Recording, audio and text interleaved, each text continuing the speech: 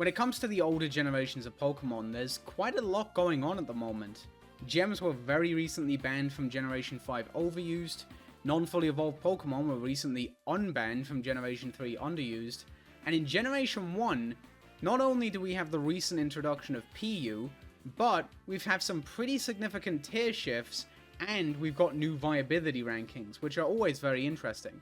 I bring up the viability rankings quite a lot in my videos, so I figured it'd be a good idea to take a look at the new viability rankings for Generation 1 Overused, and to just make note of some of the things that have changed, including one loss that I'm pretty bummed about, admittedly.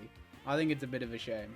So if you've seen my video talking about bug types in Generation 1, you've probably clicked that I really like Pinsir. On top of the fact that it's the only bug type with any kind of Venetian Overused, it's just genuinely pretty fucking cool. It's one of, if not my favourite Pokemon. I use it quite a lot despite the fact it's inherently pretty flawed, and I don't know, Pinsir's just pretty fucking cool. Now, in 2021, Pinsir was a D rank Pokemon in Generation 1 Overused, alongside the likes of Venusaur and Poliwrath. Unfortunately, as of June 23rd, 2022, Pinsir is now unranked in Generation 1 Overused. You hate to see it. So what happened to Pinsir? Did someone discover some crazy anti-Pinsir tech? Did the meta evolve in a way that just doesn't favor it? Not really. It's more so that no one gives a shit about Pinsir. Jokes aside though, Pinsir is more so just a victim of how the viability rankings are handled.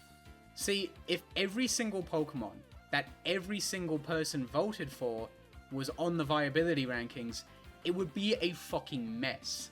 On Smogon forums, there's actually like an uncut version of the viability rankings that includes every Pokemon that was voted for. There are 81 for this viability ranking. 81 Pokemon in a tier that has 12 Pokemon currently ranked in that tier. What? In a way, I do find that really cool though. I love the idea of like high level players debating amongst themselves like, oh, is Tauros or Snorlax top 1? Oh, is Executor or Starmie better? And then there's just one person off in the corner who is still really talented, but they're just like, yeah, I've given it some thought. I think Seaking is the 78th best Pokemon in OU. Yup, I'm pretty sure of that. To be completely honest though, I think whoever did this might have done it as a joke. And I'm sure of that solely because there are Pokemon ranked below Ditto. And, like, no. Ditto's that bad in Gen 1. I genuinely refuse to believe that. There's no way someone looked at a Pokemon with stats and was like, yeah, that's worse than Ditto. Nah. I'm not buying it. Also, for the record, the people behind the viability rankings who are voting on which Pokemon go where, these are genuinely talented players who have proved their skill and knowledge in tournament. Shadow Timmy69, who finally clutched a win on the OU ladder with his mono poison team, does not get a say in the viability rankings. No, this is left to the professionals. But here's the thing. In the process of cleaning up these viability rankings, Pokemon that less than 25% of the voters actually voted to be in the viability rankings are cut. And unfortunately, that included Pinsir. Now, it's not like Pinsir is some kind of amazing Pokemon that was just unfortunately forgotten about. No, listen, I love Pinsir, I really do, but I get it. Pinsir is a flawed Pokemon, and there's a lot wrong with it. Yes, if it can come in safely, set up a Swords Dance, and then sweep through a Paralyzed team, it's great. It really can work in that situation, but actually getting there is quite difficult, and there are Pokemon that do what it does more consistently. Even if you do get set up and you have paralyzed a lot of the opponent's team, there's also the issue of Gengar. Pinsir, without Seismic Toss, which isn't boosted by Swords Dance, cannot touch Gengar in any capacity. A +6 Pinsir either has to switch out or die versus Gengar if it doesn't have Seismic Toss, and that really sucks. This kind of leads into another big issue that Pinsir has, and that's 4 move slot syndrome. See, you need Swords Dance, that's a given, that's kind of what gives Pinsir its niche, but Then you want Body Slam for consistent damage, and then you want Slash for high damage without boosting, and then you want Hyper Beam because it's fucking Hyper Beam, and then you want Seismic Toss because Gengar, and then you want Submission because, you know, super effective coverage on the rocks and normal types, and then you want Bind for chip damage and trapping, and I've already forgotten how many moves that was, and you're allowed 4 of them. The other Swords Dance users don't really have this issue that bad, so yeah. Pinsir can work. It's not like it suddenly became a terrible Pokemon or anything, and it's still the best bug type in Overused. No doubt about it. But, yeah. As unfortunate as it is to see it drop, I get it. I really do. I will say though, it is kind of sad to see the other 4 Swords Dance users all chilling in the same tier, while Pinsir's just gone. That feels a little bit mean, even if arguably it is worse than all 4 of them. Now, Pinsir's not the only Pokemon to become unranked from RBY Overused. There's one other Pokemon who used to be on the Viability rankings and now isn't, with the exception of the E tier, which is, you know, we'll get there, but that's a bit messy. And that's Dodrio. Dodrio was ranked alongside Pinsir in the D rank and is now unranked. So, why is that? Now, Dodrio is kind of in the same boat as Pinsir. It's not like it suddenly became garbage or anything, it's just that it didn't get enough votes to make the Viability rankings. If you look at the uncut Viability rankings, you'll notice that it's actually just below Pinsir at 34, so that's something anyways. Dodrio is really just one of those diet Tauros Pokemon. Something that you run alongside Tauros, just to, you know, maybe clean up in the late game, allow you to take a few more risks with your Tauros, that kind of thing. Generally, if you want a Pokemon like that, you'd be running Persian. Persian is a pretty decent Pokemon in its own right. It has a very nice speed stat, so it outspeeds Tauros, it ties with Starmie, and while its attack stat is low, it does have Slash, and that pretty much always crits, so it's still putting out pretty decent damage, and it pierces Reflect. Outside of that though, Persian's pretty flawed.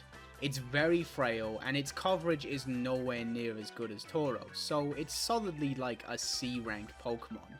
Now there are other options for Pokemon like this, like Kangaskhan, which is pretty physically bulky and has counter, but has abysmal special bulk and has to rely on Surf because its Blizzard is just so weak versus Rhydon and Golem.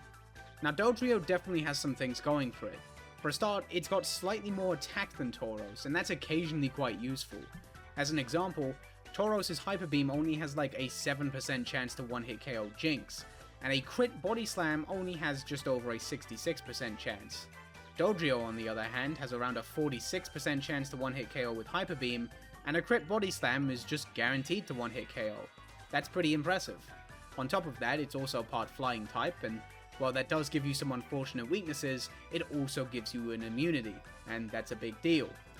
Lastly, Dodrio has Drill Peck. That's useful. For a start, it 2-hit KOs Exeggutor, and that's a big deal. Tauros can't do that without a crit. However, that's kind of it. Dodrio is very frail compared to Tauros, and it's also got really limited coverage. Tauros has a really good move pool, it's kinda got everything it could want. Dodrio has normal type attacks, and Drill Peck. So, I hope you like Rhydon, because you'll be seeing each other a lot. Generally, if you want some kind of backup normal type attacker, then yeah, you are generally sticking with Persian. Dodrio isn't terrible, but it's just a bit too niche a lot of the time, and it's hard to fit. Not awful, but I completely see why it's unranked, and for the record, if you're using a Pokemon like this, you are using it alongside Tauros. You are never replacing Tauros with one of these Pokemon. If you're making a Generation 1 Overused team and that team doesn't have Tauros on it, that team is fucking shit, and you should probably sort that out as soon as you can. Don't get any ideas about replacing Tauros, it is never worth it. Now while both these Pokemon became unranked, we did get 2 new Pokemon in the Viability rankings. In 2021, they were both in E rank, which is just kind of a mess that I'll talk about later, but now they're both in the D2 rank, and those Pokemon are Omastar and Raichu. And they're both pretty interesting in their own right, so I'll very quickly go over them. I've always felt like Omastar was a bit of a noob trap, although I might just be biased because I was a noob who got trapped by it a couple years ago. I just saw a rock type with good stats and was like, hey, I can run this over Rhydon or Golem. What's the worst that can happen? The worst that can happen is that you get completely walled by Chansey, which Rhydon and Golem kind of don't. You get completely walled by Starmie, and on top of that, you're crippled by Thunder Wave and Thunderbolt, which Rhydon and Golem just don't have to worry about because of their immunity. I never kind of clicked that as a kid. I kind of just forgot that I would eat Thunderbolts for days and just kind of die. Yeah. Omastar can work, but it's not a Pokemon that I'd recommend for new players. It's a bit tricky to take advantage of. Raichu is an electric type with Surf. That's kind of it. Now that's very nice to have, because I mean, a lot of other electric types really struggle versus Rhydon and Golem. However, while Raichu has this tool for that matchup, the other Pokemon kind of make up for struggling versus Rhydon and Golem by, like, not being ass. Raichu is really frail, and it's not that strong, all things considered. 90 special isn't anything crazy. Surf can actually fail to one-hit KO Rhydon, and if that happens, you're just fucking cooked. And yes, you are beating the rocks, but you're kind of boned versus Chansey for the most part. Zapdos can hit Chansey with Drill Peck, and Jolteon can beat it with Crit Double Kick. Raichu, not so much. It's still got a valuable niche, but there's a lot going against it for sure. There's a reason these Pokemon are D2 rank, you know, like that's still not great, but they are worth keeping in mind. Now, something I've kind of glossed over up to this point is the E rank, and I want to talk about that next, because I think what's happened here is particularly interesting. On the 2021 E rank, there's like a billion fucking Pokemon, and honestly, this looks a little bit messy. It kind of gives off the vibe that, like, this is a bit of a dumping ground. One issue with the old E rank is that there were some Pokemon in there you could actually make an argument for, like Omastar, Raichu, Gyarados, and Machamp, but you also had shit like Beedrill and Hitmonchan. So it just kind of gave off the vibe that stuff was here to be here. However, on the current Viability rankings, there are only 3 Pokemon in E rank: Machamp, Raticate, and Clefable. So, why is this the case? Well, it's pretty simple, really. Out of the people who voted, over 25% of them actually voted for these 3 Pokemon. So, that's why they get to be here. Now, on one hand, I can understand why you might not like this, because there's definitely a lot of Pokemon around the level of Machamp, Raticate, and Clefable that just aren't here. As an example, on the uncut Viability rankings, the now unranked Pinsir and Dodrio are actually ranked higher than all 3 Pokemon in E rank. However, on the other hand, I like this because having a concise E rank simply just looks a lot better and tidier. It really gives off the vibe that, like, these are genuine E rank Pokemon. Pokemon that are overall quite mediocre but can potentially work and have good traits, rather than just, this is the rank where all the shit goes. I don't know. It's definitely a mixed bag, but I think overall I quite like this. And, like, yeah, it's a shame that technically these guys could be argued to be worse than Pinsir and Dodrio, but, like, whatever. Deep down, we know that Pinsir and Dodrio are, like, kind of alright, sort of. Now, I've talked about Machamp before, and it's definitely a pretty notorious Pokemon in RBY as, like, a noob trap, because people see this strong fighting type Pokemon and are like, hey, there's a lot of normal types in this tier. I bet I could be smart and hit them with a submission. And then you hit them with a submission, and it does like 52%, and you take a shit ton of recoil, and then you miss the second one, and it's like, well, fuck, Machamp kind of sucks. Machamp, in reality, is like a bully kind of Pokemon. It's meant to come in the late game when most of the opponent's team is paralyzed, and then you smack the opponent's team, not with submission, but with low kick. Low kick is pretty weak, it's only got 50 base power, but it's more accurate than submission, and notably, it doesn't have any recoil damage. The recoil damage on submission is really annoying. I mean, if you hit a Chansey with submission, it doesn't one-hit KO without a crit, and you take like over 40% in recoil, which is ridiculous. Low Kick, on the other hand, is still a 2-hit KO on Chansey, and on top of that, it has a 30% chance to make the opponent flinch. Combined with Paralysis, that can potentially be pretty nasty. Now, the low power of Low Kick can bite you sometimes. Yes, you get a 2-hit KO on Chansey, but you've lost the 2-hit KO on the likes of Snorlax and Tauros. If you want a 2-hit KO them, you need Submission, or a combination of Low Kick and Submission. And that's a bit of a shame. Also, while you can bully some Pokemon pretty effectively, keep in mind you're a fighting type in RBY. You're gonna get bullied back. There's a lot of strong Psychic types around, and they all fuck up Machamp pretty badly. Raticate is another one of those Tauros alternatives, and at a glance it looks like the worst one by far.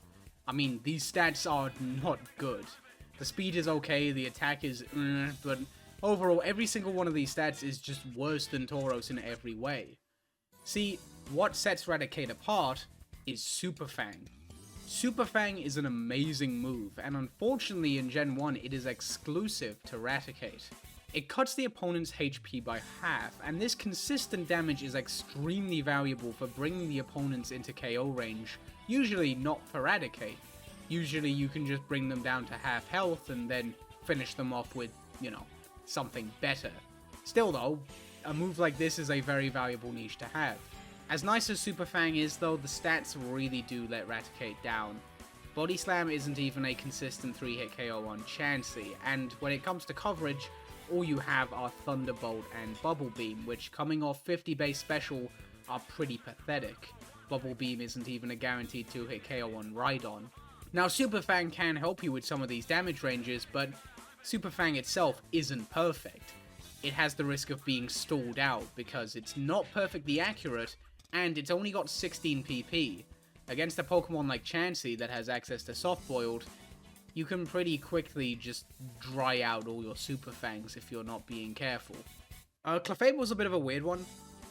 This is the only one of the three that I've never used or seen in like an overused game. It kind of just seems like a diet Chansey that can occasionally Body Slam and Hyper Beam stuff. I don't know, it might be okay. But yeah, if you've ever wanted a 0.6% chance to 3-hit KO Chansey with Body Slam, then who knows, maybe Clefable is for you. So to ramp things up, I should probably talk about the changes for some, actually relevant Pokemon. God forbid.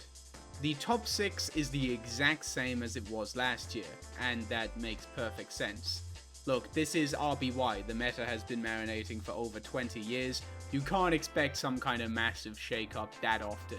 I mean, it was only last year that Starmie overtook Exeggutor for 4th place, so you can't expect something crazy that soon. That was a massive change as is.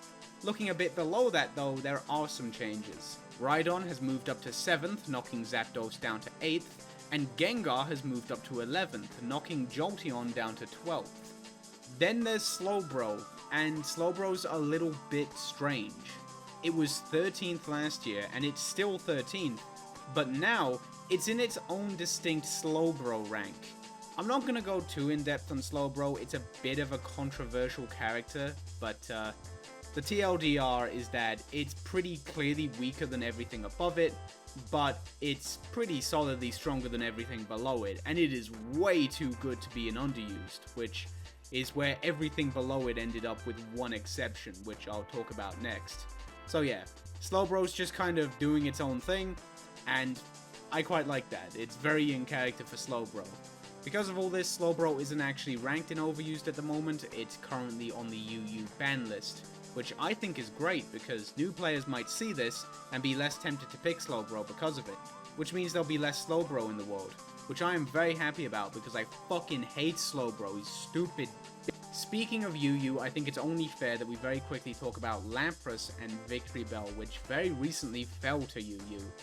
That's pretty surprising because they've been OU staples for quite a while, especially Lapras, but their time in the limelight is definitely kind of past them. Both these Pokemon really shined when the meta was more about both players paralyzing each other's fast Psychic types, but nowadays it's more common for Chansey to eat Paralysis because it's very bulky, it doesn't really mind the Paralysis all that much, and most notably, being paralyzed means that it's immune to freeze and sleep, which is very important because both these Pokemon run sleep-inducing moves. Without the threat of sleep, Lapras kind of completely fumbles versus Chansey. Like, yeah, you can hit it with Body Slam, but you're not doing a ton of damage, and you're very scared of Chansey's Sing, which it runs a lot more often now.